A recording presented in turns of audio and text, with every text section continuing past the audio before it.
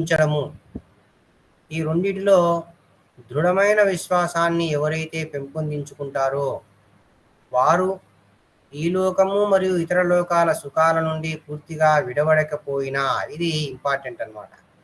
అంటే మనం జ్ఞాన మార్గంలో ఏమన్నాము, మొత్తము ఇహపర లోకాలలో ఉన్నటువంటి సుఖాలను మనము విడిచిపెట్టాలి జ్ఞాన మార్గంలోనికి ప్రవేశం చెందాలంటే. కానీ భక్తి మార్గంలోనికి మనం ప్రవేశం చెందాలి అంటే మనము ఇహపర లోకాలలో ఉన్నటువంటి సుఖాల నుంచి మనం పూర్తిగా విడవడకపోయినా మనకేముండాలి అంటే భగవంతుని గురించి వినడము, ఆయన గురించి జపించడము, స్మరించడము, వాటిపైన మనకు దృఢమైనటువంటి విశ్వాసం అనేది ఉండాలి. అలా ఉన్నప్పుడు అదే సమయంలో ఆ సుఖాల పట్ల అధిక ఆసక్తి కలిగి ఉండకపోయినా, అంటే ఈ సుఖాల నుంచి పూర్తిగా విడవడకపోయినా, ఆసక్తి కూడా వాటి వైపు లేకున్నా వాళ్ళు భక్తి యోగాన్ని చేయడానికి అర్హులు. కాబట్టి దృఢ శ్రద్ధ అనేది భక్తి యోగానికి ప్రవేశ ద్వారము. మనకు అందులోనే శ్రీమద్ భాగవతంలో యాదృచ్ఛయా మత్కథాదౌ జాత శ్రద్ధాస్తు యః ఓమాన్న నిర్విన్నో నాతి సక్తో భక్తి యోగస్య సిద్ధిదః అన్నారు. ఇక్కడ ఏమంటున్నారంటే భక్తి యోగానికి ఎవరు అర్హులు అని మనం మాటి మాటికి కిందికి పైకి జరుపుతూ ఉంటాము. దీన్ని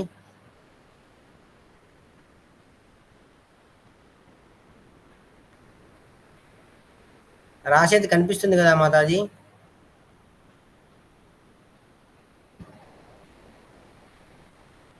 హరే కృష్ణ ప్రభుజీ. కనిపిస్తుంది ప్రభుజీ. హరే కృష్ణ మాత, ధన్యవాదాలు మాత. భక్తి మార్గానికి ఎవరు అర్హులంటే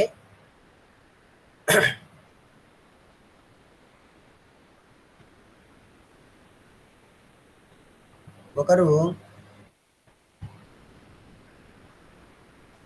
భగవంతుని మహిమలను,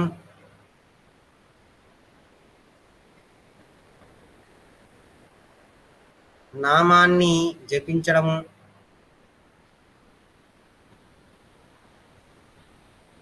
స్మరించడము,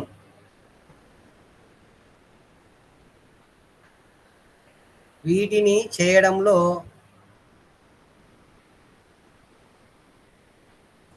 దృఢమైన శ్రద్ధ ఉండాలి. ఇది ముఖ్యమైన పాయింట్.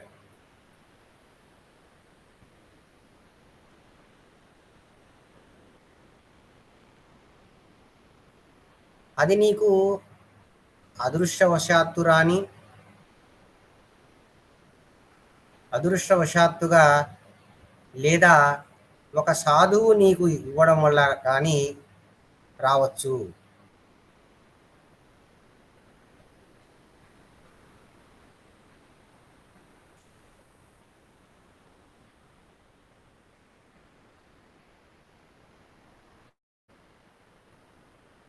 మరి ఇక్కడ చెప్తున్నారు, ఈ యొక్క దృఢమైన శ్రద్ధ అనేది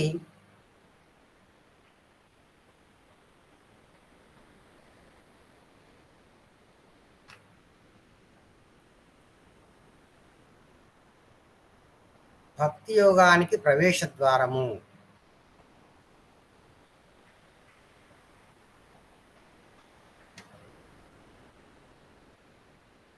మరి జ్ఞానయోగానికి ఏది మాతాజీ, ప్రభుజీ ప్రవేశ ద్వారము ఎవరైనా చెప్పగలరా?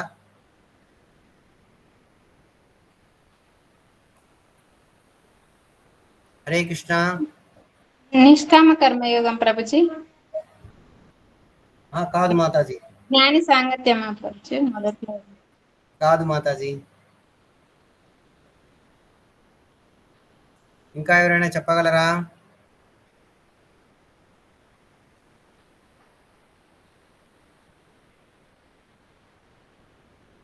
మనము ఇక్కడ రాశాము ఎంట్రీ డోర్, తలుపు అని కూడా చెప్పాం కదా.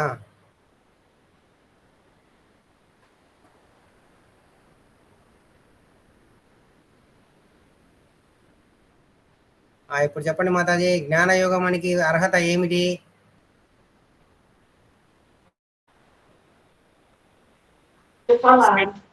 స్క్రీన్ కనిపిస్తుంది కదా.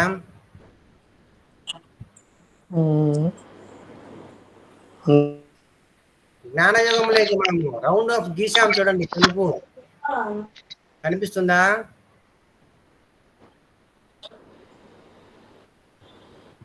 అంతకన్నా శుద్ధ ప్రభుజీ. అవును మాతాజీ, హరే కృష్ణ.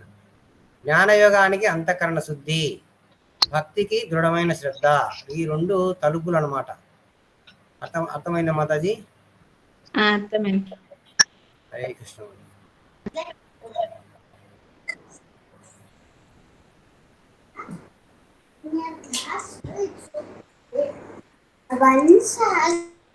ఈ విధంగా మ్యూట్ చేయండి మాతాజీ.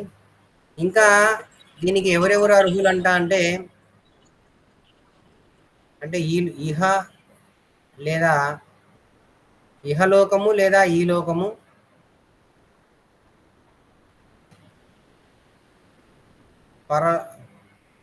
పరలోకము,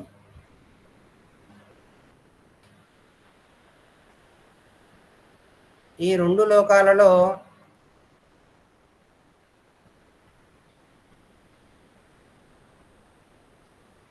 సుఖాలను పూర్తిగా విడవకపోయినా కూడా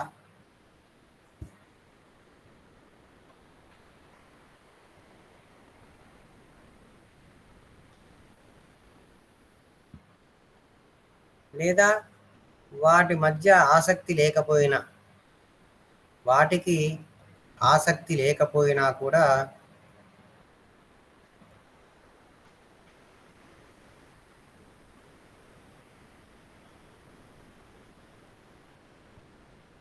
భక్తి యోగంలోకి పోవడానికి అర్హులు.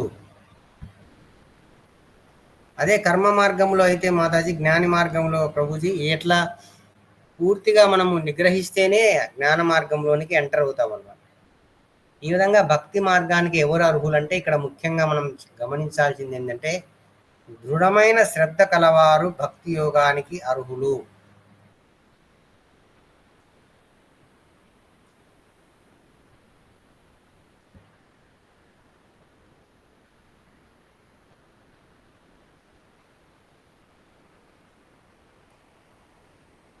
అర్థమైందా మాతాజీ? ఏమైనా ప్రశ్నలు ఉంటే అడగండి.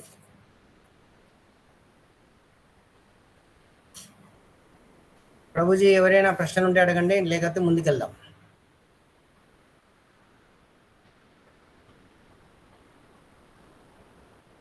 హరే కృష్ణ. ఎవరికి లేవా?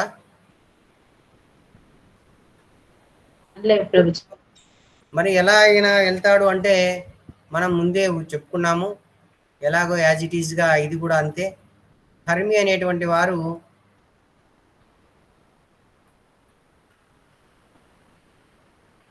భక్త సాధువు సాంగత్యములోనికి వచ్చినప్పుడు,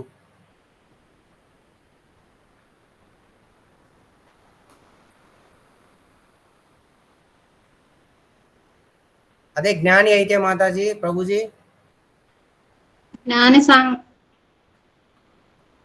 జ్ఞాని సాధువు వచ్చినప్పుడు భక్త సాధువు చెప్తారు,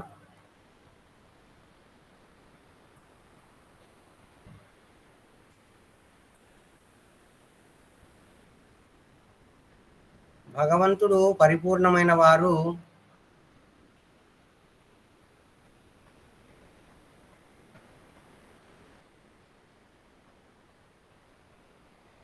వారు నామ రూప లీల గుణాలను, అంటే ఇక్కడ మళ్ళీ గుణాలంటే త్రిగుణాలు కాదు, కలిగి ఉంటారు. అంటే సాకార రూపంలో ఉంటారు. సాకార రూపంలో సచ్చిదానంద, సత్ చిత్ ఆనంద అంటే అర్థం ఏమింది మాతాజీ? ఎవరైనా చెప్పగలరా?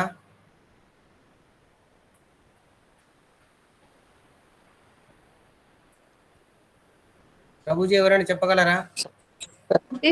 సత్ అంటే ఎటర్నల్, అంటే హరే కృష్ణ ప్రభుజీ. ఆనందం.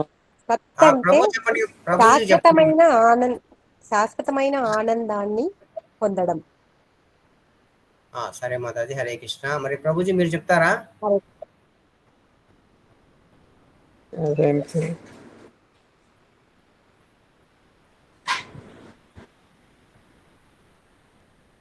ఇంకెవరైనా చెప్తారా?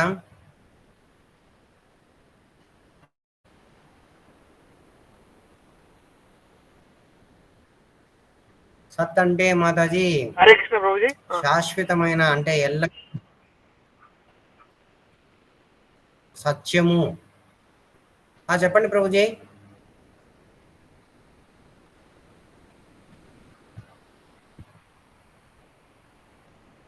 హరే కృష్ణ, చెప్పండి ప్రభుజీ.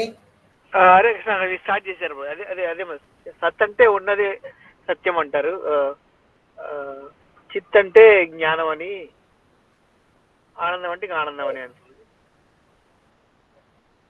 ఓకే ప్రభు, హరే కృష్ణ ప్రభు. ధన్యవాదాలు ప్రభుజీ.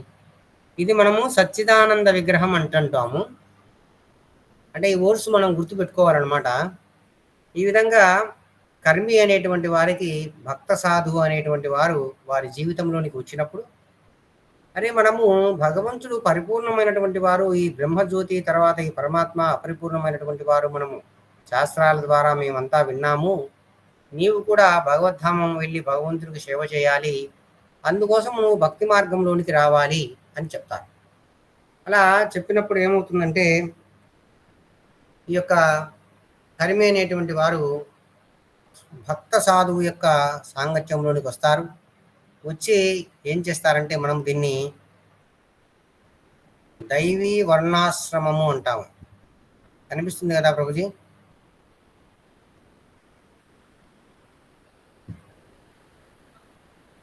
భక్త సాధువు దగ్గరికి వచ్చి ఆయన ఏం చేస్తారంటే, ఇక్కడ కూడా చెప్తున్నారు, భక్తి చేయడానికి, అంటే భక్తి యోగంలోకి ప్రవేశించడానికి మరి అర్హత అనేది మనం చూసాము.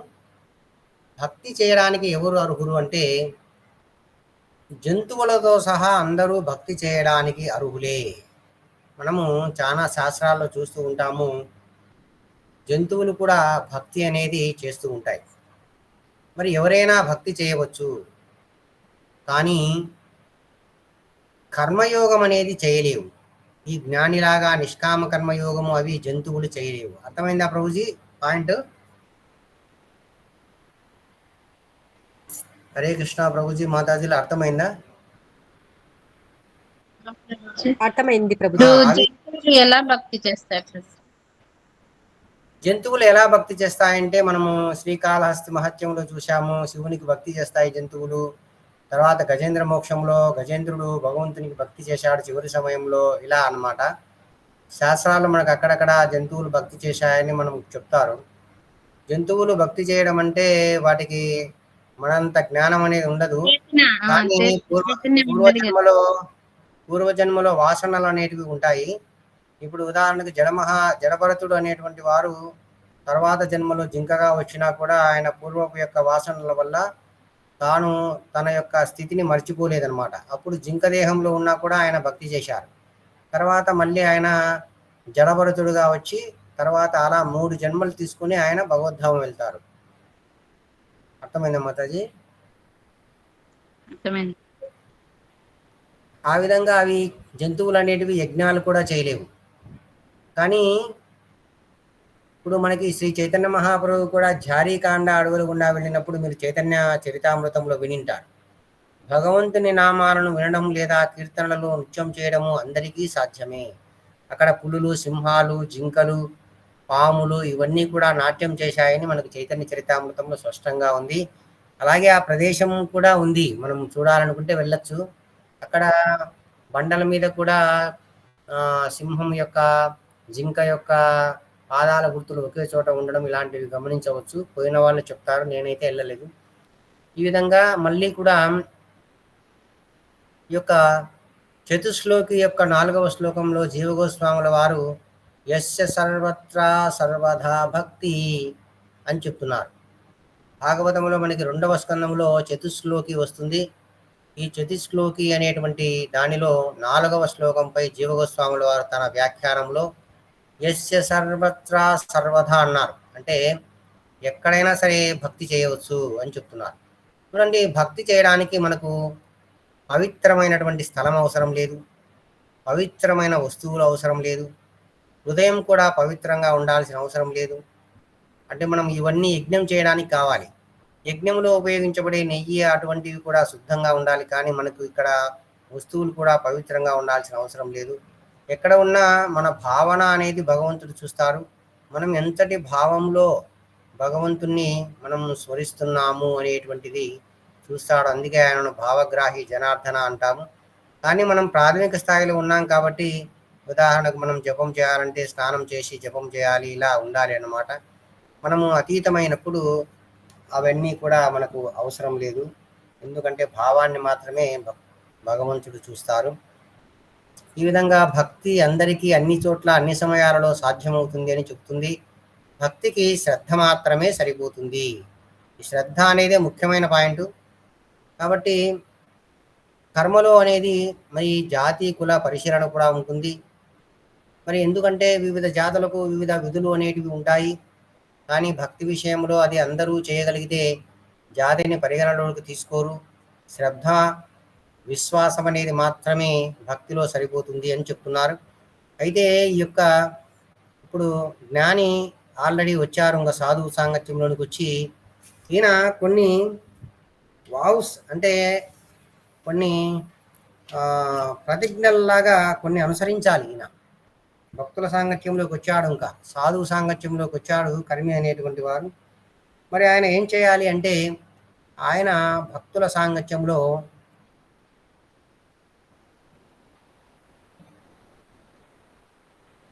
మరి భక్తి శాస్త్రాలను గురువు గారి ద్వారా అధ్యయనం చేస్తారు. అక్కడ ఏం అధ్యయనం చేస్తారు మాతాజీ జ్ఞాన మార్గంలో? ప్రభుజీ ఎవరైనా చెప్పగలరా?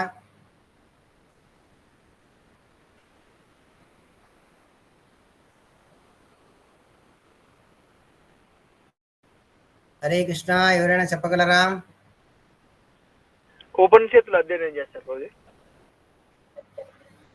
ప్రభుజీ ఉపనిషత్తులు. ఎస్ ప్రభుజీ. అయితే అక్కడ గురువు గారిని మనం ఒక పేరుతో పిలిచాం. ఎవరు ఆయన? జ్ఞానియ తత్వదర్శి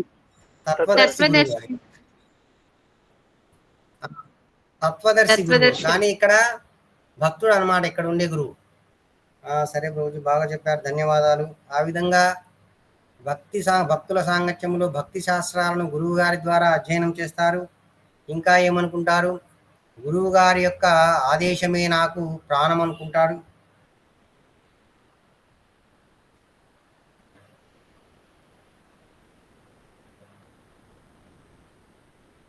తర్వాత ఇదే నాకు సాధ్యము అనుకుంటాడు.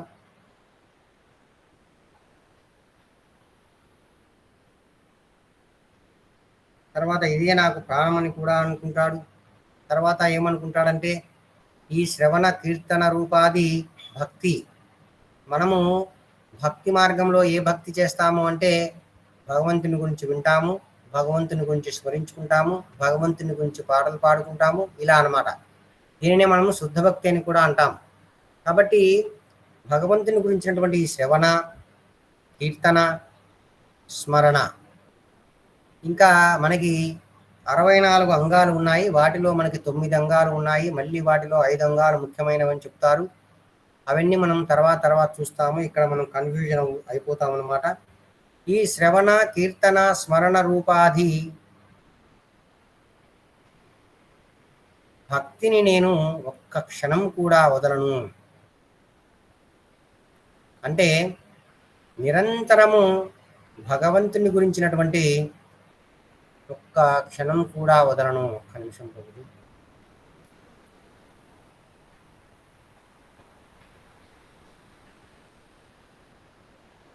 అంటే భక్తుని యొక్క స్థితి ఇలా ఉంటుంది.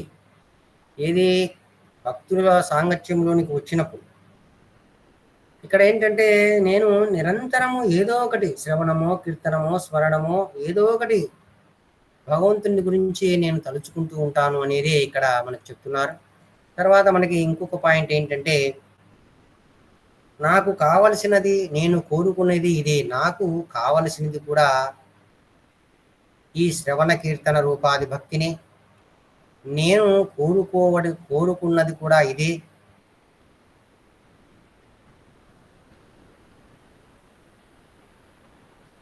తర్వాత నేను చేయవలసినది ఇదే.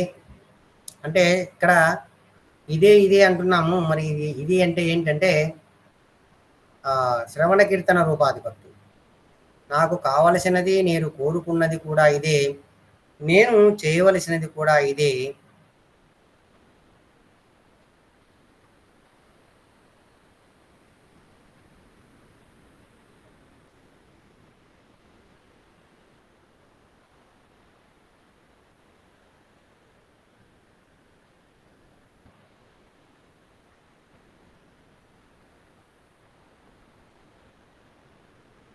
ఇంకా ఈ యొక్క శ్రవణ కీర్తన రూపాది భక్తి కాక నేను చేయవలసినది ఏదేనూ లేదు.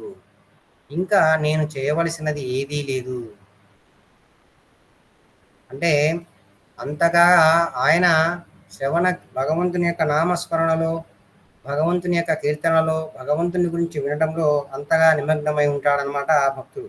ఏదైతే మనం ఉదయాన్నే 2 గంటలు జపం చేస్తున్నాము, మంగళారతికి మళ్ళీ ఒక 45 నిమిషాలు పడుతుంది. ఆ విధంగా వచ్చిన తర్వాత మళ్ళీ భాగవతం చదువుకుంటాము, భగవద్గీత చదువుకుంటాము, మళ్ళీ ఇలా క్లాసులు వింటాము, మనకి ఇష్టం వచ్చినటువంటి శిక్షా గురువుల క్లాసులు వింటూ ఉంటాము యూట్యూబ్లో. ఇలా అన్నమాట మనం చేసేది కూడా ఇటువంటిదే. కానీ ఇక్కడ మనకి ఏమంటారు దీన్ని, ఒక సూత్రప్రాయంగా మనం రాస్తున్నాం. మనం చేసేది కూడా ఇదే అన్నమాట. మనం ఇంకొంచెం టైం అనేది ఎక్కువ చేయవలసి ఉంటుంది.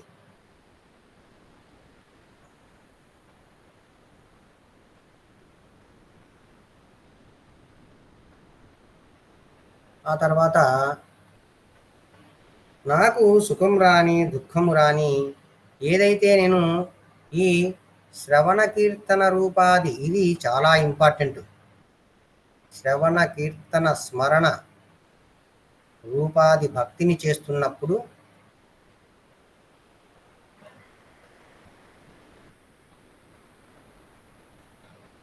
ఇది చాలా ఇంపార్టెంట్. నాకు సుఖము రాని,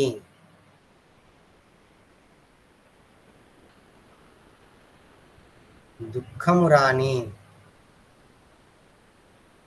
ఈ సంసారము ఉండని పోని. సంసారం అంటే మన సంసారం, ఫ్యామిలీ కాదు, అంటే ఈ యొక్క బ్రతుకు అన్నమాట. సరే, అదే రాస్తాం. ఇది వద్దునండి, లేకపోతే ఏదైనా కానీ, అంటే ఆరోగ్యం బాగలేకపోయినా, సుఖం వచ్చినా, దుఃఖం వచ్చినా, నాకు ఎటువంటి కష్టాలు వచ్చినా, నాకున్న సంపద అంతా పోయినా నాకేమీ పర్వాలేదు.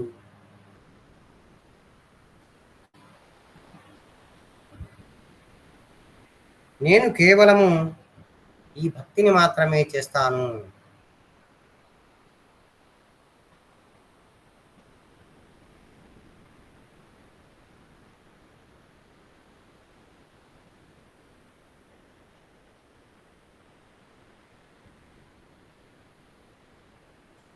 అనేటువంటి బుద్ధిని కలిగి ఉంటాడు ఈయన భక్తుడు, సాంగత్యంలోకి వచ్చినటువంటి వారు.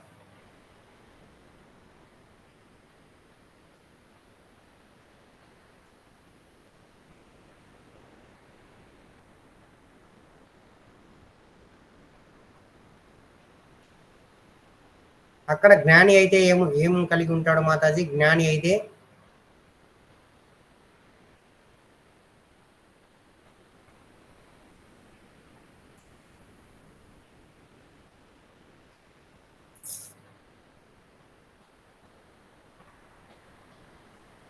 హరే కృష్ణ ప్రభుజీ మాతాజీ, అక్కడ జ్ఞాని ఏమనుకుంటాడు?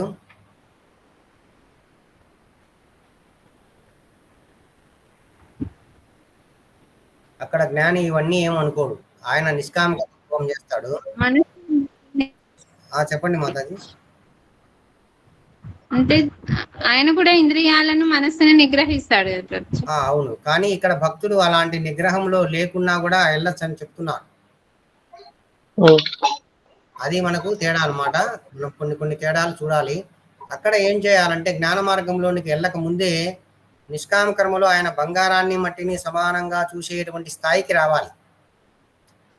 అప్పుడు ఆయన ఆ నిష్కామ కర్మ యోగంలో ఫలత్వాన్ని పొందుతాడనమాట. కానీ భక్తుడు అనేటువంటి వారు అలా కాదు. భక్తుడు ఒకవేళ తన జీవితంలో ఏదైనా చెడ్డ కర్మలు చేస్తూ ఉన్నా కూడా ఏదైతే భక్తుల సాంగత్యంలో నిరంతరము ఈ యొక్క శ్రవణ కీర్తన రూపాది భక్తిని చేస్తుంటూ పోతూ ఉంటే సహజంగానే చెడ్డ అలవాట్లు కానీ చెడ్డతనం కానీ పోయి ఇంద్రియాలు కూడా నియంత్రించబడతాయి. జ్ఞాన మార్గంలోనికి పోవాలంటే మనము ముందుగానే అన్నింటినీ నియంత్రణ చేసుకొని జ్ఞాన మార్గంలోనికి ఎంటర్ కావాలి. కానీ భక్తి మార్గంలోనికి పోవాలంటే అవన్నీ నియంత్రణ లేకున్నా కూడా కొంచెంపాటి శ్రద్ధ అనేది మనకు అవసరము. ఈ శ్రద్ధ అనేది మనకు అవసరము భక్తి మార్గంలోకి వెళ్ళడానికి. కానీ వాళ్ళకి ఈ మొత్తం అంతా అన్నిటినీ చూడాలి, అంతా బ్రహ్మమే చూడాలి. వాళ్ళు అంతటి స్థాయికి వెళ్ళిన తర్వాతనే వాళ్ళు ఆ యొక్క జ్ఞాన మార్గంలోనికి ప్రవేశం అనేది పొందుతారు. అర్థమైందా మాతాజీ? అర్థం కాలేదు. ఏమైనా డౌట్స్ ఉంటే అడగండి మాతాజీ.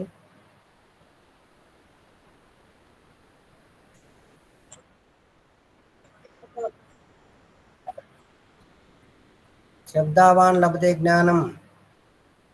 ఏ శ్లోకం ప్రభుజీ? అది మర్చిపోయినా.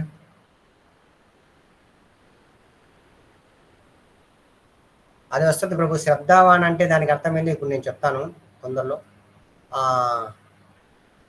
తర్వాత ఇక్కడ కూడా పాయింట్ రాస్తాము. 5వ అధ్యాయంలో అనుకుంటా మీరు చెప్పేది వస్తుంది. కానీ భగవంతుడు అక్కడక్కడ మళ్ళీ శుద్ధ భక్తికి సంబంధించిన శ్లోకాలను కూడా ఎంటర్ చేస్తాడనమాట. అది మనం అక్కడ వచ్చినప్పుడు వివరంగా చర్చించుకున్నాము. ఇక్కడ జ్ఞాన మార్గంలోనికి ప్రవేశం చెందాలంటే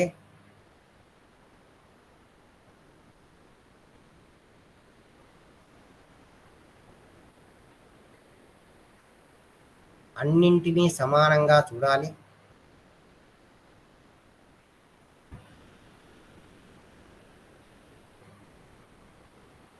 ఇంద్రియ మనస్సు నిగ్రహం, ఇంద్రియాలు మనస్సు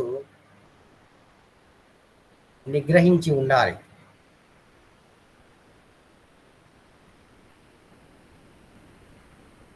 కానీ భక్తి మార్గంలో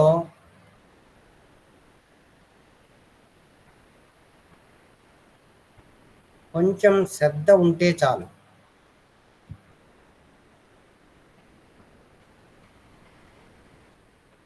ఆయన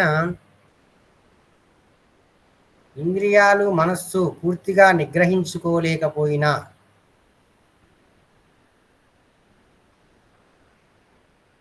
అంటే ఏదైనా కోరికలు కలిగి ఉన్నా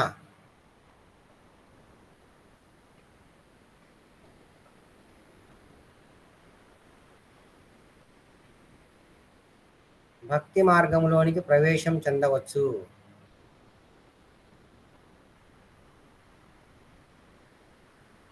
అర్థమైందా మాతాజీ? ప్రభుజీ ఇప్పుడు మనకి చెప్తున్నారు మాధుర్య కదంబిని అనేటువంటి పుస్తకం నేను చెప్పాను. మనం తెలుగులో దీన్ని అనువదించాము. ఒకవేళ మీరు వింటామని అప్పుడు నేను అడిగాను మన గ్రూప్లో, అక్కడ మనకి ఎవరు పలకలేదు.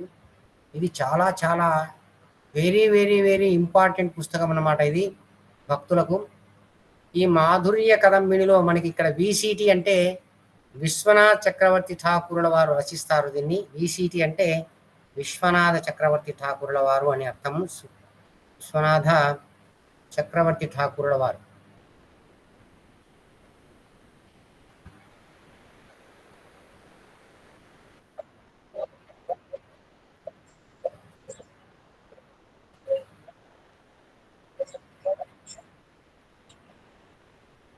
అది కూడా జ్ఞానంకు సంబంధించి శ్లోకమే ప్రభుజీ. అది నేను చెప్తాను ప్రభుజీ అక్కడ వచ్చిన తర్వాత. అక్కడ శ్రద్ధ అని ఎందుకు అన్నారు, అది కూడా జ్ఞానానికి సంబంధించింది.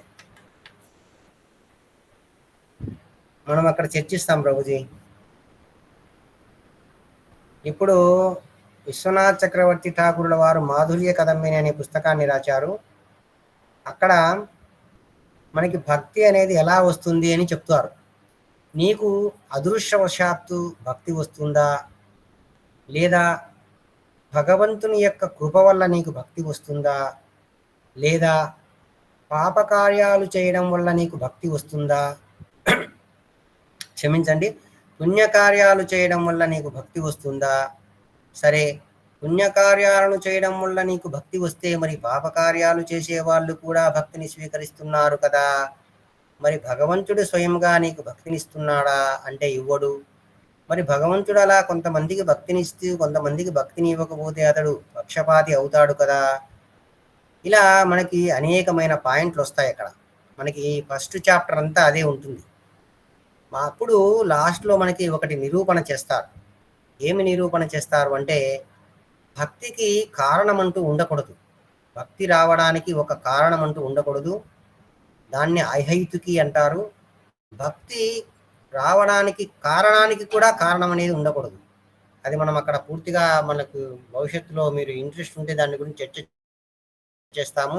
ఇక్కడ మనం సులభంగా అర్థం చేసుకోవాల్సింది ఏంటంటే, మరి ఒక మధ్యమ భక్తుని యొక్క దయతోనే మనకు భక్తి అనేది మన యొక్క హృదయంలో భక్తిలతా బీజం అనేది నాటబడుతుంది. అంటే సాధువు యొక్క కృపతోనే మనకు భక్తిలతా బీజం అనేది వస్తుంది. ఇది కూడా మనకు చాలా ఇంపార్టెంట్ అన్నమాట. భగవంతుడు కూడా నేరుగా మనకు భక్తిని ఇవ్వడు. ఎందుకంటే అందరి హృదయాలలో పరమాత్మ రూపంలో భగవంతుడు ఉన్నాడు. మరి అలాంటప్పుడు భగవంతుడు అందరికీ భక్తిని ప్రసాదిస్తే ఈ ప్రపంచములో ఉన్న వారంతా భక్తులు కావాలి. అలా ఎందుకు జరగలేదు? కాబట్టి భగవంతుడు ఎప్పుడునూ కూడా భక్తిని ప్రసాదించరు. మరి ఎవరు ప్రసాదిస్తారు అంటే, ఇక్కడ మధ్యమాధికారి అన్నారు. అంటే భక్తులను మనము 3 రకాలుగా వివరిస్తారు. చెప్పండి మాతాజీ, ప్రభుజీ, ఎవరైనా చెప్పండి. మధ్యమాధికారి, కనిష్టాధికారి ప్రభుజీ. హరే కృష్ణ ప్రభు. చెప్పండి ప్రభుజీ. ఇప్పుడు మధ్యమ భక్తుని యొక్క కరుణ చేతనే భక్తి లభిస్తుందని చెప్పారు కదా. అవును ప్రభుజీ. కానీ కొంతమంది జీవితాల్లో నేను చూస్తూ ఉంటాను, వాళ్ళకి ఎటువంటి ఏమంటారు, భక్తుల యొక్క సాంగత్యం లేకపోయినా కానీ స్వయంకృతంగా కూడా చూస్తూ ఉంటాం. అది అజ్ఞాన సుకృతి వల్ల వస్తుంది. అదే ఒక నిమిషం పూర్తిగా చెప్పలేండి ప్రభు. అంటే ఇది ఉదాహరణకి ఇప్పుడు మీరు ఏదైతే చెప్పారో అది ఈ జన్మకే వర్తిస్తుందా, వచ్చే జన్మకు కూడా ఉంటుందా? మీకు అర్థమైంది నేను చెప్పింది ప్రశ్న? మధ్యమాధికారి యొక్క కృప వచ్చే జన్మకు ఉంటుందా ఉండదా అంటున్నారు కదా ప్రభుజీ. ఇప్పుడు ఉదాహరణకి ఒక మధ్యమాధికారి యొక్క కృప నా మీదకి వచ్చింది, వెంటనే పోయాను. దీని ఫలితం వచ్చే జన్మలో ఉంటుందా, మళ్ళీ వచ్చే జన్మలో మళ్ళీ ఎవరైనా కొత్తగా కలవాలా, మళ్ళీ మొక్కు చూపించాలా? అది అర్థమైందా? అంటే మళ్ళీ జన్మలో ఈయన భక్తిలో పడిపోకుండా అలాగానే నిలబడి ఉంటే ఆయనే వస్తారు ప్రభుజీ. కాదు నేను చెప్పేది, ఇప్పుడు ఒక మధ్యమాధికారి ఒక వ్యక్తి మీద కృప చూపించారు ప్రభు. ఓకే ప్రభుజీ. అతను భక్తుడు అవుదాం అనుకున్నాడు. అంటే ఇలాగ దురదృష్టవశాత్తు అతను చనిపోయాడు. ఓకే ప్రభుజీ. మళ్ళా వచ్చే జన్మలో అతను మధ్యమాధికారి యొక్క సాంగత్యం ఉండాలా, లేకపోతే పోయిన జన్మలో ఉంది కదా అది సరిపోతుందా? అది నేను చెప్పేది. మళ్ళీ ఆయనకి మళ్ళీ జన్మలో ఏమవుతుందంటే, మళ్ళీ ఎక్కడైతే స్టాప్ చేశారో అక్కడ నుంచి మళ్ళీ ఇంకా అతను స్టార్ట్ చేయలేదు ప్రభు. స్టార్ట్ చేయలేదు. మరి స్టార్ట్ చేయాలంటే మధ్యమాధికారి కృప అనేది లభించినట్టే కదా. ముందు జన్మ మధ్యమాధికారి యొక్క కృప కనిపించింది. ఆయన నువ్వు చక్కగా జపం చేసుకో, రోజు భగవద్గీత చదువు, భాగవతం చదువు అని చక్కగా బాగా అతనికి ఉపదేశం చేశాడు.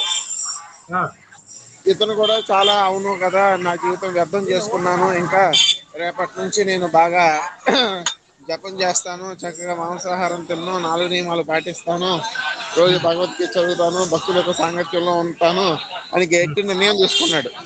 ఉమ్, రాత్రి ఇంటికి వెళ్ళి పడుకున్నాడు, పోయాడు. ఓకే. ఇప్పుడు వాడి పరిస్థితి ఏంటి? వచ్చే జన్మలో ఈ కృప అనేది దానికి పనికి వస్తుందా, లేదంటే మళ్ళా ఫ్రెష్ గా కృప పొందారా? అర్థమైందా? ఇప్పుడు అదే కొంత ఖచ్చితంగా భక్తి చేశాడు. పనికొస్తుంది ఒక్క ప్రభుజీ. నిమిషం ఎందుకంటే బాబు. ఒక్క నిమిషం. కొంత భక్తి చేశాడు అనుకోండి, అది వచ్చే జన్మలో అది కంటిన్యూ అవుతుంది, అది తెలుసు. అతను భక్తే చేయలేదు, పగులు అనుకున్నాడు, రాత్రికి చనిపోయాడు. ఆ అంటే అతనికి మధ్యమాధికారి యొక్క విశేషమైన కృప లభించింది. ఓకే ప్రభుజీ, నేను చెప్తాను ఆ, ప్రభుజీ. రానాయన మీరు ఆ, పర్మిషన్ ఇస్తే రానాయన రేపటి నుంచి మా మందిరంలో ఉండు, నువ్వు సేవ చేసుకో, చక్కగా తీరు, ప్రశాంతంగా జపం చేసుకో అని చెప్పాడు. ఇతను అన్ని ఒప్పుకున్నాడు.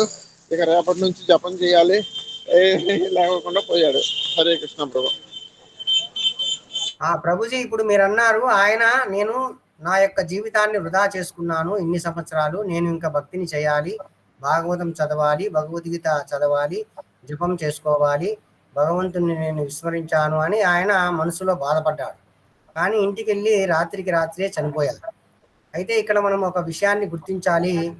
అలా నేను నా జన్మను వృధా చేసుకున్నాను, భక్తి శాస్త్రాలను అధ్యయనం చేయాలి, భగవంతుని యొక్క కృప నాకు కావాలి అని మనకు ఎప్పుడు వస్తుందంటే, అజ్ఞాన సుకృతి అనేది పరిపూర్ణమైన తర్వాత మనకు వస్తుంది. మరి అలాంటప్పుడు ఆయన ఒకవేళ ఇప్పుడు ఏదో కారణంగా మరి ఆయన చనిపోయినా కూడా వచ్చే జన్మలో ఖచ్చితంగా పుట్టడంతోనే మధ్యమాధికారులు లేదా ఆ యొక్క భక్తుల కుటుంబాల్లో పుట్టినప్పుడు కూడా భక్తి చేయకపోయినా ముందు జన్మలో అజ్ఞాన నా ప్రశ్న అది కాదు ప్రభు.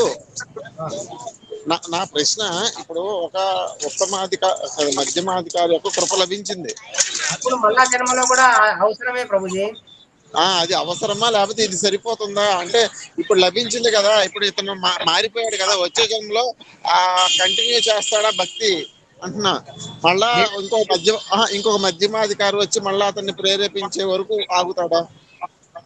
అదే ప్రభుజీ, ఇప్పుడు ఈ జన్మలో ఆయనకి అజ్ఞాన సుకృతి అనేది పూర్తిగా ఉంది. మళ్ళీ జన్మలో ఆయన జన్మ తీసుకున్నాడు. ఆ మళ్ళా జన్మలో ఒక మధ్యమాధికారే కాదు, కనిష్టాధికారే కాదు, అసలు భక్తులు అందరికీ భగవద్గీత పట్టుకున్నటువంటి భక్తులు కూడా భగవద్గీత తీసుకుపోయి ఇస్తానే మారిపోతాడు. ఎందుకు మారిపోతాడంటే ఆల్రెడీ ఆయనకి సుకృతి అనేది పూర్తి అయిపోయింది కాబట్టి మధ్యమాధికారి రావాల్సిన అవసరం లేదు. ఏ అధికారి వచ్చి ఇచ్చినా కూడా అతను మారిపోతాడు, తప్పకుండా మారిపోతాడు. ఆ జన్మలో ఎవరైతే మార్చారో వారికి వస్తుంది. సరే ప్రభు. హరే కృష్ణ. హరే కృష్ణ. హరే కృష్ణ ప్రభుజీ, మాతాజీలు.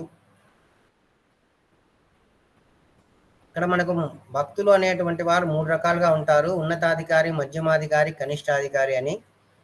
హరే కృష్ణ ప్రభుజీ. చెప్పండి మాతాజీ. అది అజ్ఞాన సుకృతి, అజ్ఞాత అనుకుంటానా ప్రభుజీ? అజ్ఞాత సుకృతి మీరు ఇందాక చెప్పినారు. రాస్తున్నా చూడు మాతాజీ, అజ్ఞాన సుకృతి. అజ్ఞానేనా ప్రభుజీ? అజ్ఞానం మాతాజీ. అజ్ఞాత కాదా ప్రభుజీ? అజ్ఞాత కాదు మాతాజీ, నానే. కొన్నిసార్లు అజ్ఞాత సుకృతి వల్ల అని అట్లా కొన్ని చోట్ల చదివిన ప్రభుజీ. అదే అని. అవునులే మాతాజీ.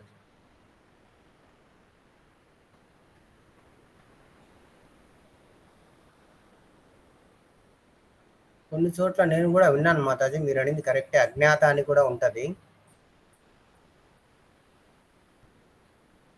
ఇప్పుడు అజ్ఞాత సుకృతి అనుకోండి, ఒకవేళ మీరు చెప్పింది అజ్ఞాత సుకృతి అనేది ఏంటి మాతాజీ, ఎవరికన్నా తెలుసా? అంటే అనుకోకుండా వస్తుంది ప్రభుజీ. అది అజ్ఞాత సుకృతి అంటే వాళ్ళు పూర్వం ఏదైనా చేసిన భక్తుల పట్ల చేసిన సేవ అది పోగవుతుంది ప్రభుజీ. అదే అజ్ఞాత సుకృతి. వాళ్ళు తెలియక చేస్తారు ఆ సేవ. వైష్ణవులకు కావచ్చు, దేవుడికి కావచ్చు ప్రభుజీ. అది సరే మాతాజీ, నేను చెప్తాను వినండి. ఇప్పుడు ఒక శుద్ధ భక్తుడు ఉన్నారు.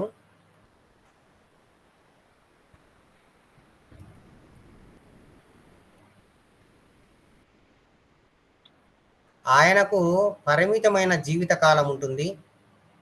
అంటే 100 సంవత్సరాలు లేదా 60, 70 సంవత్సరాలు బతుకుతారు.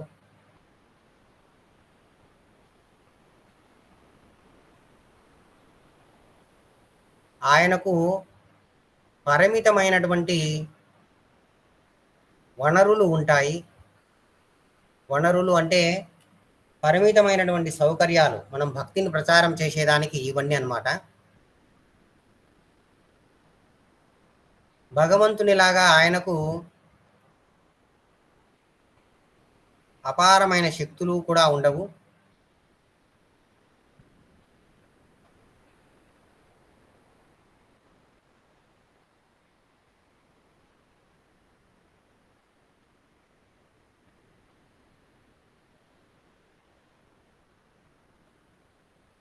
ఇక్కడ అజ్ఞాత సుకృతి అనుకోండి మాతాజీ. నేను పొరపాటున అజ్ఞాన అని అన్నానేమో. మీరు ఇది అనుకోండి, అజ్ఞాత అనుకోండి. తర్వాత ఆయనకి భగవంతునిలాగా అపారమైన శక్తులు అనేటివి కూడా ఉండవు. ఈ విధంగా శుద్ధ భక్తుడు మరి ఆయన అందరికీ భక్తిని పంచాలి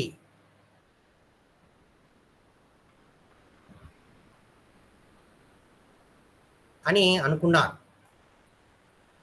కానీ ఇవన్నీ ఉండడం వల్ల ఆయన ఇవన్నీ పాటించలేకపోతున్నాడు, అందరికీ భక్తిని ఇవ్వలేకపోతున్నారు. మరి ఆయన అందరికీ ఏమిస్తాడు అంటే ఆయన కొంతమందికి మాత్రమే భక్తిని ఇవ్వగలడు.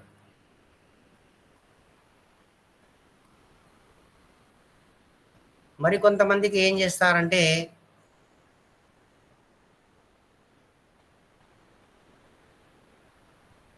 ఈ అజ్ఞాత సుకృతి ఇస్తారు.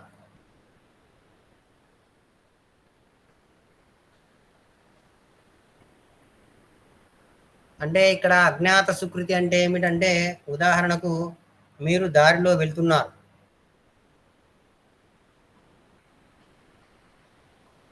ఒక భక్తుడు మీకు ప్రసాదం ఇచ్చారు.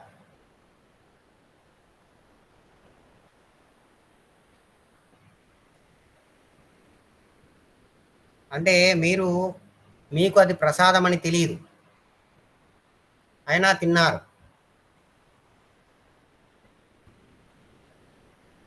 ఆకలితో ఉన్నారు, మీరు తినేశారు. అప్పుడు మీకు కొంచెము సుకృతి అనేది వస్తుంది.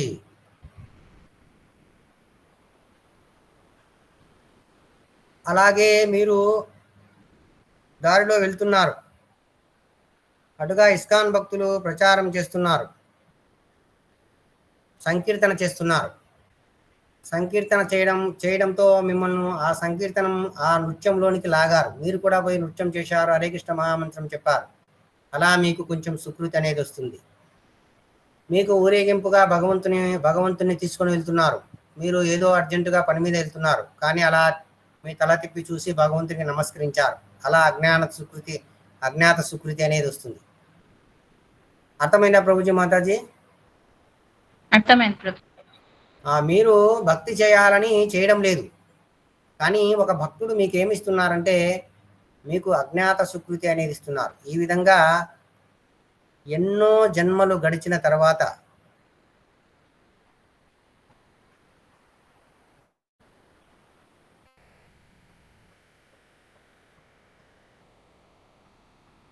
మీకు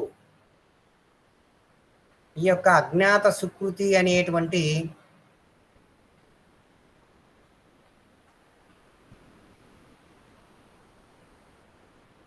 అనేది పరిపూర్ణమవుతుంది.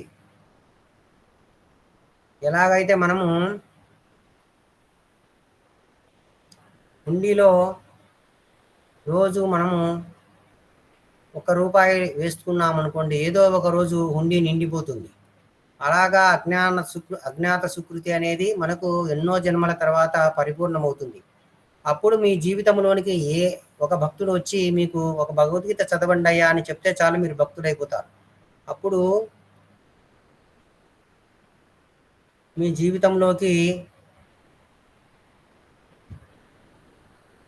ఒక భక్తుడు వస్తారు.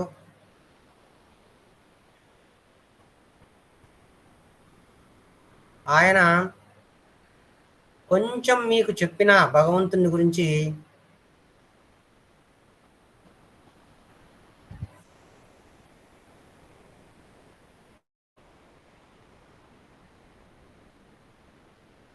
కొంచెం చెప్పినా మీరు భక్తులైపోతారు. ఎందుకంటే అజ్ఞాత సుకృతి అనేది పరిపూర్ణమైందనమాట. అర్థమైందా ప్రభుజీ మాతాజీలు?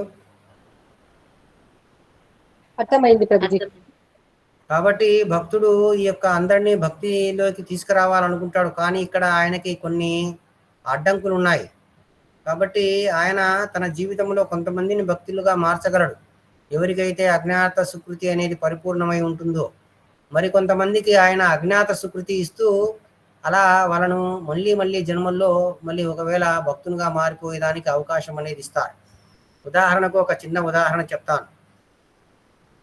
అంటే పరమ పూజ్య భక్తి చారు మహారాజుల వారు ఒకసారి కారులో వెళ్తున్నప్పుడు ఆయనకి పెట్రోల్ అయిపోయింది కారులో. ఆయన ఒక పెట్రోల్ బంక్ దగ్గరికి వెళ్ళి ఆ డ్రైవర్ కారు ఆపారు. మహారాజు వారు కారు దిగి ఆయనకి ఏమీ పని లేకున్నా కారు దిగారు. కారు దిగి ఆయన ధోతి కుర్తా బాగున్నా కూడా సర్దుకున్నట్టు యాక్టింగ్ చేసి జపమాలను ఆ పెట్రోల్ బంక్ దగ్గర ఉన్నటువంటి వ్యక్తి చేతికి ఇచ్చారు, కొద్దిసేపు మీరు పట్టుకోండి అని. తర్వాత పక్కనే ఉన్న మహారాజు వాళ్ళ యొక్క అసిస్టెంట్ ఆశ్చర్యపోయాడు. ఏంటి మహారాజు, ఊరి పేరు తెలియని వాళ్ళకి జపసంచి ఇస్తున్నారే అని అనుకున్నారు. మళ్ళీ అట్లా ధోతి కుర్తా సర్దుకొని మళ్ళీ జపసంచి తీసుకొని మహారాజు వాళ్ళ కారులో కూర్చున్నారు. మళ్ళీ కొద్ది దూరం పోయిన తర్వాత వాళ్ళ అసిస్టెంట్ అడిగారు, మహారాజు నేను అన్నీ మీకు చేస్తున్నాను కదా, ఏదైనా నేను చేసే దాంట్లో లోపం ఉందా? మీరు నా చేతికి జప బ్యాగ్ ఇవ్వలేదు, ఈరోజు ఆయన చేతికి ఇచ్చారు, ఆయన ఎవరో మీకు తెలియదు, మరి మనకి ఎలా ఇది మనం అర్థం చేసుకోవాలి అని అడుగుతారు. అప్పుడు మహారాజు గారు చెప్తారు, చూడు నాయన, మనం వచ్చే దారిలో ఎక్కడా కూడా కృష్ణ మందిరం యొక్క ఆనవాళ్ళు ఎక్కడా కనిపించలేదు, నేను చాలా దూరం నుంచి చూస్తున్నాను. మరి ఈ వ్యక్తికి నేను అజ్ఞాత సుకృతి అనేది ఇవ్వాలనుకున్నాను, కాబట్టి నా జప బ్యాగ్ అతని చేతిలో పెట్టాను. కాబట్టి ఈ జన్మలో కాకుండా మళ్ళీ మళ్ళీ జన్మల్లో అయినా కూడా ఆయన ఈ జపా బ్యాగ్ను కొద్దిసేపు మోయడం వల్ల వచ్చేటువంటి సుకృతి అనేది పొంది ఇప్పుడు తర్వాత కొన్ని జన్మల తర్వాత పరిపూర్ణమైన తర్వాత ఆయన మళ్ళీ భక్తుడుగా మారేదానికి అవకాశం ఉంది నాయన, ఇదే నిజమైనటువంటి ప్రచారము, ఇలా మనం ప్రచారం చేయాలి అని చెప్తారు. అర్థమైందా ప్రభుజీ? అర్థమైందా మాతాజీ? అర్థమైంది. అర్థమైంది. ఎవరికైనా అజ్ఞాత సుకృతి అంటే అర్థం కాలేదా? ఎవరికైనా అర్థమైందా చెప్పండి ప్రభుజీ.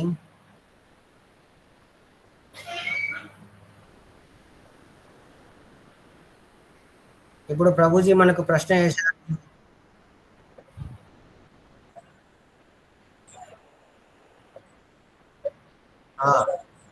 అవును ప్రభు, అవును.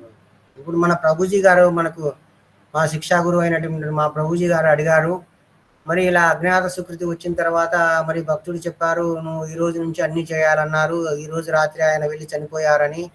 ఎందుకంటే మళ్ళీ నెక్స్ట్ జన్మలో ఆయనకు అజ్ఞాత సుకృతి అనేది పరిపూర్ణంగా ఉంది కాబట్టి అప్పుడు వాడి జీవితంలోనికి ఎవడు వచ్చి చెప్పినా కూడా, ఇంకా కనిష్టాధికారి రాని, మధ్యమాధికారి రాని, ఉన్నతాధికారి రాని, పక్కలో ఉన్నటువంటి ఇంకొక భక్తుడు వచ్చి చెప్పినా కూడా వాడు వెంటనే భక్తుడిగా మారిపోతారనమాట. కాబట్టి అక్కడ కూడా ఆయనకి భక్తుల సాంగత్యం వస్తుంది, మళ్ళీ జన్మలో మళ్ళీ ఆయన భక్తుడుగా మారుతారన్నమాట.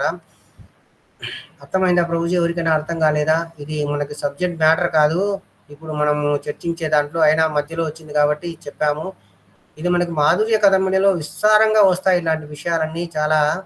మరి ఎప్పుడైనా మీరు ఇంట్రెస్ట్ ఉందంటే మనం భగవద్గీత అయిపోయిన తర్వాత చర్చ చేస్తాము, లేదంటే మధ్యలో ఏదైనా టైం చూసుకొని అయినా చర్చ చేస్తాము.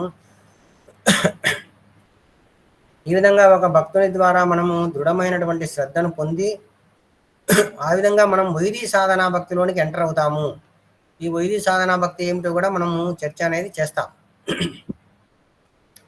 శ్రీమద్ భాగవతంలో మనకు చెప్తున్నారు, యాదృచ్ఛయా మత్ కథాదౌ శ్రద్ధాస్తు యహ పుమాన్. యాదృచ్ఛయ అనేది మనకి ఇక్కడ వచ్చింది ఒక పదము. యాదృచ్ఛయ అంటే ఇక్కడ కేనాపి పరమ స్వాతంత్ర భగవద్భక్త సంఘ తత్కృపాజాత మంగళోదయేన అని చెప్తున్నారు. అంటే మధ్యమాధికారి ద్వారా మనకి భాగ్యవశమున ఈ యొక్క భక్తి అనేది మనకు అందించబడుతుంది అని చెప్తున్నారు. మధ్యమాధికారిని ఎందుకు చెప్తున్నారంటే ఇక్కడ ముగ్గురు అధికారులు ఉన్నా కూడా మనకి ఊరికే చెప్తాను వినండి. కనిష్టాధికారి అనేటువంటి వారు భగవంతుణ్ణి దేవాలయంలోనే చూడగలుగుతాడు, శ్రీ విగ్రహంలో, మిగతా ఎక్కడా చూడరు. కానీ మధ్యమాధికారి ఈ యొక్క అభక్తులకు దూరంగా ఉంటాడు. తర్వాత ఈ యొక్క సాధారణ ప్రజల పట్ల అంటే భక్తులు కాని వారి పట్ల జాలితో నిండి ఉంటాడు. ఎందుకంటే వాళ్ళని ఎలాగైనా భక్తులుగా మార్చాలి అని ఏదైనా శాస్త్రాలలో ఆయన మరి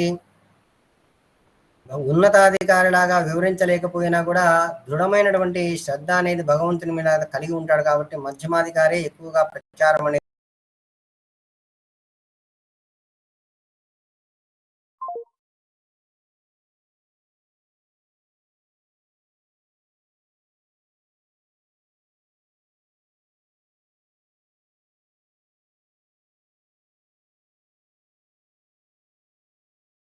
అంటే మధ్యమాధికారి స్థితికి రావాలి.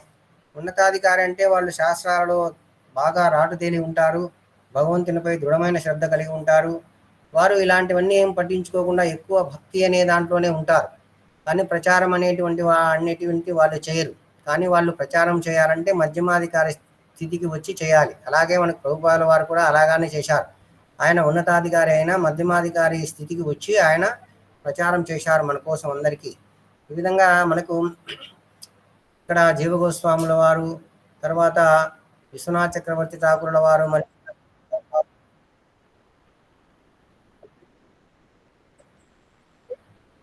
ఉన్నతాధికారి అన్ని శాస్త్రాలలో పట్టు కలిగి ఉంటాడు. ఎవరినైనా ఓడించగలడు శాస్త్రాల నుంచి భగవంతుని ఎస్టాబ్లిష్ చేయడానికి.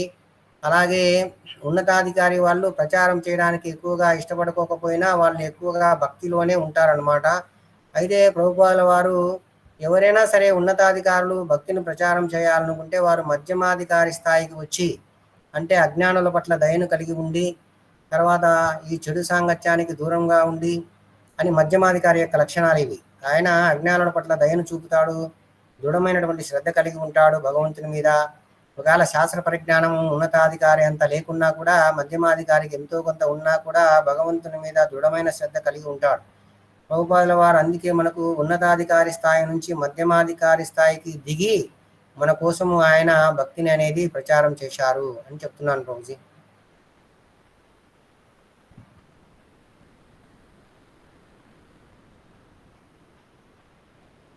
అర్థమైందా ప్రభుజీ? హరే కృష్ణ ప్రభుజీ. చెప్పండి. హరే కృష్ణ ప్రభుజీ. ప్రభుజీ ఉన్నతమైన అధికారులది డ్యూటీస్ ఏంటి బేసిక్ గా? ఉన్నతాధికారులు ఎప్పుడు భగవంతుని ధ్యానించుకుంటూ భగవంతుని నామజపం చేసుకుంటూ అలా ఉంటారు ప్రభుజీ. ఎవరైనా ఒకవేళ శాస్త్రాల ద్వారా భగవంతుని గురించి ఎస్టాబ్లిష్ చేయమంటే చేస్తారు. ప్రీచింగ్స్ ఏమైనా చేస్తుంటారా? మామూలుగా ప్రీచింగ్ వాళ్ళు ఇష్టపడరు ప్రభుజీ, కానీ చేయాలనుకుంటే వాళ్ళు మధ్యమాధికారి స్థాయికి వచ్చి ప్రీచింగ్ చేస్తారు. మధ్యమాధికారిదే ఎక్కువ రోల్ ఉంది దీంట్లో. మనకి మధ్యమాధికారే ఎక్కువ మనకి దయ చూపుతారు. మన లాంటి బద్ధజీవులకు ఎట్లా మధ్యమాధికారులే ఎక్కువ దయ చూపుతారు ప్రభుజీ. వాళ్ళదే ఎక్కువ ఇంపార్టెన్స్ ఉంది. అవును మధ్యమాధికారులదే. అవునా ప్రభుజీ? అలా ఏం లేదు ప్రభు. ఇంపార్టెంట్ అంటే ఉన్నతాధికారులు కూడా ఇంపార్టెంట్ ఉంది కదా. రోల్ వచ్చి మధ్యమాధికారిదే ఎక్కువ ఉంటుంది ప్రభుజీ. అదే అంటున్నా, వాళ్ళ రోల్ ఎక్కువ ఉంది. హరే కృష్ణ ప్రభుజీ, ధన్యవాదాలు. చూడండి, ఇక్కడ భక్తులు అనేటువంటి వారు భగవంతున్నే నియంత్రణలో పెట్టుకొని ఉంటారు అని చెప్తున్నారు. పరమ స్వతంత్ర భగవద్భక్త అని చెప్తున్నారు. భగవంతుడు శుద్ధ భక్తుల యొక్క నియంత్రణలో ఉంటాడు. మరి అటువంటి భక్తుని యొక్క సాంగత్యములో మరి మనము పొందిన దయ అంటే కృప ద్వారా మనలో ఒక అదృష్టం అనేది ఉదయించింది. ఆ అదృష్టం అనేది ఉదయించింది, దాన్నే మనం యాదృచ్ఛయ అని అన్నాం. మరి ఈ అదృష్టం అనేది ఉదయించినందువలన కొంతమంది జీవులు శ్రద్ధను పొందుతారు. మరియు ఆ శ్రద్ధ కారణంగా అతడు భక్తిని పొందుతారు. అందుకే ఎవరు భక్తిని ప్రారంభించలేదు, దానికి స్వతంత్రుడైనటువంటి భక్తుని యొక్క దయ వల్ల మాత్రమే ఆ అదృష్టం అనేది మేల్కొంటుంది. దానివల్ల మనకు శుభం వస్తుంది. ఆ శుభము కారణంగానే మనము శ్రద్ధను పొందుతాము, తర్వాత మనము భక్తిని పొందగలము అని ఇక్కడ చెప్తున్నారు. ఏమన్నా క్వశ్చన్స్ ఉంటే అడగండి ప్రభుజీ. ఇక్కడ ఇప్పుడు మనం చెప్పిన దాంట్లో ఇక్కడ ఏం లేదు, భగవంతుడు కూడా భక్తుని యొక్క నియంత్రణలో ఉంటాడు. అటువంటి భక్తుని యొక్క సాంగత్యం మనం తీసుకున్నప్పుడు మనకు అదృష్టవశాత్తు ఆ భక్తుడు కరుణతో మనకు భక్తిని ప్రసాదిస్తాడు. మరి అంటే భక్తి రాకముందు మనకు శ్రద్ధ అనేది ప్రసాదిస్తాడు. ఆ శ్రద్ధ ద్వారా మనము భక్తి అనేది పొందుతాము అతని ద్వారా. కాబట్టి ఎవరు కూడా భక్తుని దయ లేకుండా మన శ్రద్ధను అనేది పొందలేము. భక్తుని యొక్క దయ వలనే మనకు శ్రద్ధ అనేది వస్తుంది. ఆ తర్వాత భక్తిని కూడా మనం పొందగలమని చెప్తున్నారు. టైం అయిపోయింది ప్రభుజీ. ఏదైనా విషయాలు ఉంటే అడగండి. రేపు కార్యక్రమంలో మనము ఈ డయాగ్రామ్లోనికి వెళ్తాము. వెళ్ళేసి ఇక ఈ శ్రద్ధ, సాధు సంఘ, భజన క్రియ, అనర్థ నివృత్తి, నిష్ఠ, రుచి, ఆసక్తి, భావ, ప్రేమ మొదలు వాటిని చర్చ చేసి రేపు మ్యాక్సిమం ఈ భక్తి మార్గం అనేది అయిపోతుంది ప్రభుజీ.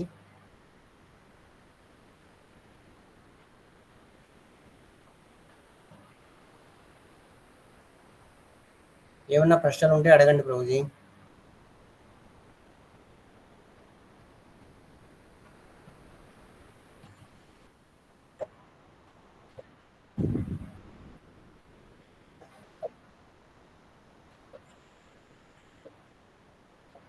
ఎందుకు ప్రభుజీ, నేను కూడా ఇప్పుడు చూడండి, మాతాజీ ఏం చెప్పారు, నేను అజ్ఞాన అన్నాను, మాతాజీ నన్ను సరి చేశారు అజ్ఞాత అని. అంటే మనం అప్పుడప్పుడు కొన్ని మర్చిపోతుంటాము. అప్పుడప్పుడు ఏదన్నా మీకు నేను తప్పుడు మార్గంలో వెళ్తుంటే మీరు నాకు చెప్పాలి, అది కోరుకుంటున్నాను. తర్వాత ప్రభుజీ కూడా క్వశ్చన్ ఇచ్చారు, దానికి నేను నా శక్తి మేరకు సమాధానం ఇచ్చాను. అది కరెక్టో కాదో కూడా నాకు తెలియదు. మరి నేను విన్న దాంట్లో ప్రకారం నేను నా శక్తి మేరకు ఆన్సర్ అనేది ఇచ్చాను. ప్రభుజీకి ఆన్సర్ ఇచ్చేంత కెపాసిటీ మన దగ్గర లేదు. ఎందుకంటే ప్రభుజీ ద్వారా మనము భక్తిలోనికి వచ్చాము. ప్రభుజీ మనకు లేకుంటే మనం ఎక్కడ ఉండేవాళ్ళము, ఈ పాటికి క్రికెట్ మ్యాచ్లు చూసుకుంటా ఉండేవాళ్ళము. రేపు మ్యాక్సిమం భక్తి యోగం అయిపోతుంది. ఎందుకంటే ఇప్పుడు ఇవన్నీ మనకి ఇవన్నీ ఇప్పుడు ఈ యొక్క దాంట్లో ఉండవన్నమాట. కానీ ఇవన్నీ మనకు ముందు క్లాసుల్లో ఈ ప్రభుజీనే చెప్పారనమాట. భక్తుల సాంగత్యంలో భక్తి శాస్త్రాలను అధ్యయనం చేయడము, నాకు కావాల్సినది అదే, కోరుకునేది అదే, ఇలా మనకి ఇవన్నీ కూడా ప్రభుజీనే చెప్పినట్టే. ఆ పాయింట్స్ అన్నీ ఇప్పుడు మనం రాసాము. తర్వాత మనం ఏం చేస్తామంటే శ్రద్ధ అంటే ఏమిటి, తర్వాత మనకు ఆ శ్రద్ధ సాధు సంఘంలో మనం ఎలా వ్యవహరించాలి, ఇలా మనకు శ్రద్ధ ముందు మనకు జాత శ్రద్ధ అనేది వస్తుంది. ఇలా మొత్తం మనం వివరించుకుంటూ పోతాము. రేపు కాకుంటే మన్నాడు ఖచ్చితంగా ఇది మనకు అయిపోతుంది. ఏదైనా ప్రశ్నలు ఉంటే అడగండి ప్రభుజీ, లేదంటే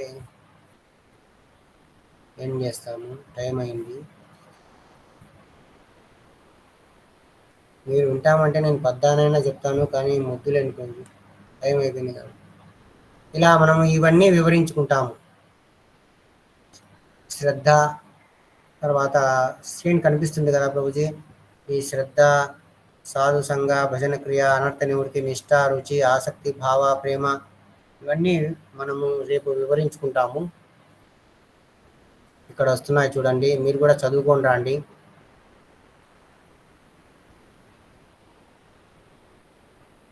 ఇక్కడ మనకు ఆరోప సిద్ధాభక్తి అన్నారు.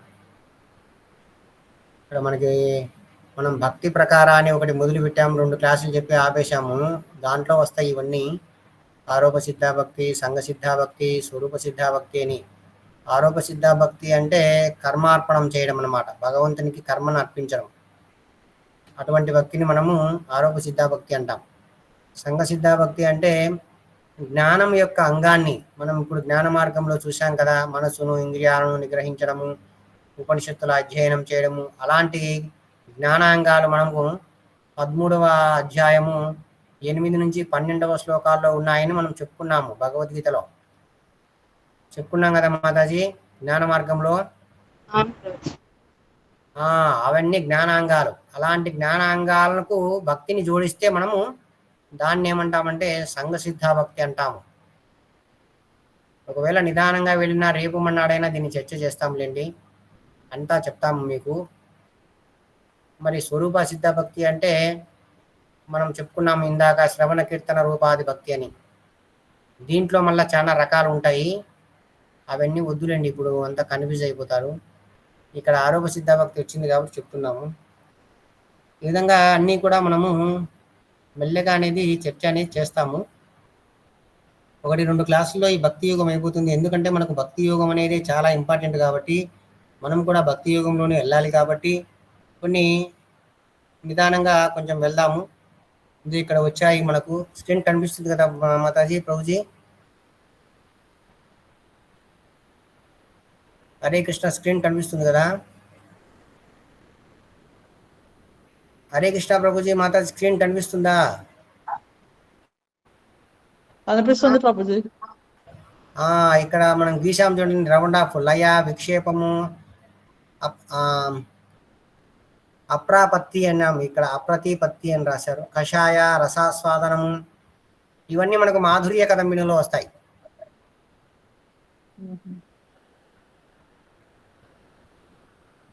మాధుర్య కదంబిని చాలా ఇంపార్టెంట్ పుస్తకం అన్నమాట.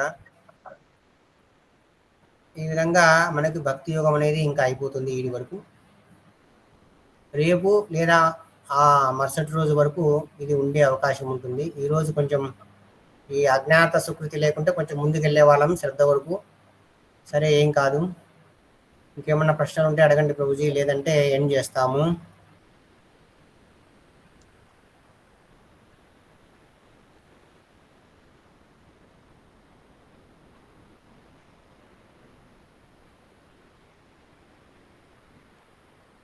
అందరికీ అర్థమవుతుందా మాతాజీ ప్రభుజీలు?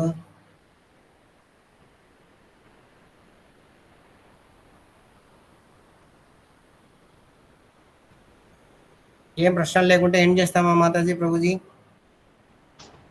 హరే కృష్ణ. హరే కృష్ణ ప్రభుజీ. హరే కృష్ణ. బాగానే అర్థమవుతున్నాయా మాతాజీ? బాగా చెప్తున్నారు ప్రభుజీ. మాకు అర్థం కాని విషయాలు కూడా మీరు బాగా అర్థమయ్యే విధంగా మాకు డౌట్లు కూడా అడుగుతున్నారు. మధ్య మధ్యలో మాకు అర్థం కాని విషయాలు కూడా చెప్తున్నారు కాబట్టి బాగా అర్థమవుతుంది ప్రభుజీ. ధన్యవాదాలు ప్రణామాలు ప్రభుజీ. మీరు నా కోసం ఒక మాల జపం చేసి రాని మాతాజీ, నేను బాగా చెప్పాలని. తర్వాత ఈరోజు నేను గ్రూపులో మాయావాద ఫిలాసఫీ పెట్టాను, చదివారా? చదివాను మాతాజీ ప్రభుజీ. ఇంకా ఎవరు చదివారు? నేను కూడా చదివాను ప్రభుజీ. హరే కృష్ణ మాతాజీ. మాయావాద ఫిలాసఫీ అట్లా ఉంటుంది మాతాజీ, దానికి కొంచెం దూరంగా ఉండడానికి ప్రయత్నం చేయండి. ఈరోజు 19 జపమాలలు చేశాను ప్రభుజీ. హరి బోల్ మాతాజీ. అక్షయ తృతీయ అనే మాతాజీ. అవును ప్రభుజీ. అదే ఈరోజు ఏది మొదలు పెట్టినా కూడా అది నిర్విఘ్నంగా కొనసాగుతుంది అని చెప్తారు, ఆధ్యాత్మికం కానీ ఏదైనా కానీ. మామూలుగా అయితే నేను ఒక 6 రౌండ్స్ అట్లా చేసేదాన్ని, కానీ ఇవాళ నాకు కుదిరింది, చేశాను. మామూలుగా అయితే 16 అలా చేసేదాన్ని, కాకపోతే ఇవాళ కుదిరింది ప్రభుజీ. ఓకే మాతాజీ. ఇంకో జపమాల కూడా చేసి మీకోసం చేయాలన్నారు కదా, ఇంకో జపమాల చేస్తాను ప్రభుజీ. చాలా ధన్యవాదాలు మాతాజీ.